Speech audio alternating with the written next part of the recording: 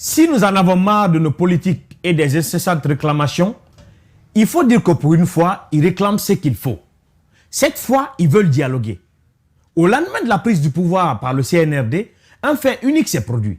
Les acteurs politiques ont tous applaudi la prise du pouvoir, bien qu'illégale. Lors de la concertation organisée, ils ont tous émis le souhait d'avoir des rencontres périodiques de discussion.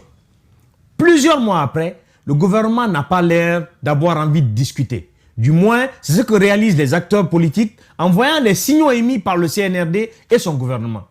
Aux premières réclamations, le super ministre de l'administration avait invité les acteurs politiques autour d'un match du Silly. Cette démarche, se voulant rassurante, avait donné l'impression aux acteurs de vivre un heure nouveau. Apparemment, ce n'était pas fait pour durer.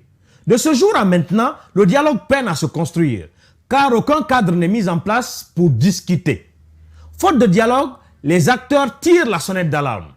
Ne trouvant pas d'interlocuteurs, ils menacent, à travers la signature d'une pétition, de reprendre les rues. Cette démarche n'est pas à l'avantage du CNRD, car on le sait, notre classe politique peut se comporter en véritable casse-tête. Pour éviter ceci, le ministre improvise. Il vient d'inviter les acteurs au dialogue. Et au même moment, le président prend un décret pour ouvrir la voie aux assises nationales. Est-ce la bonne démarche? Est-ce le bon moment? Les acteurs sont-ils prêts? Les acteurs peuvent-ils faire confiance au CNRD? Le CNRD vient de prendre un décret pour les prochaines assises nationales. Et ceci n'est pas du goût de plusieurs acteurs qui lancent déjà le boycott. Ils ne veulent pas participer. Ils ont vu le modèle malien, ce que cela a permis. Et ils ne veulent pas être pris au piège pour un jour plaider coupable au sein de l'opinion. Le moment est-il bien choisi? Comment aller aux assises au moment où les acteurs veulent discuter pour déterminer les préalables, alors que le Premier ministre dit que ce n'est pas le moment de parler? Justement, nos acteurs ont toujours eu des préalables pour aller discuter autour de la table. Et ils savent que les militaires ne doivent pas tout faire tout seuls. Les acteurs ne sont pas prêts.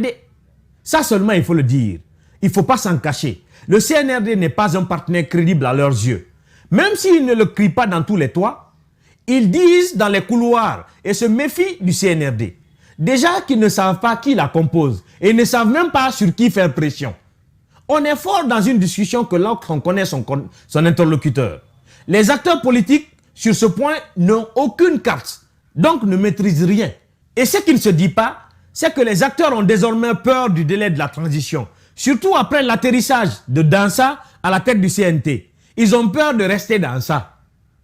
Ils ne maîtrisent plus rien et n'ont aucune visibilité. Ils menacent des gens qui ne réagissent pas. En bon observateur de ce film qui commence, je vous souhaite bonne journée.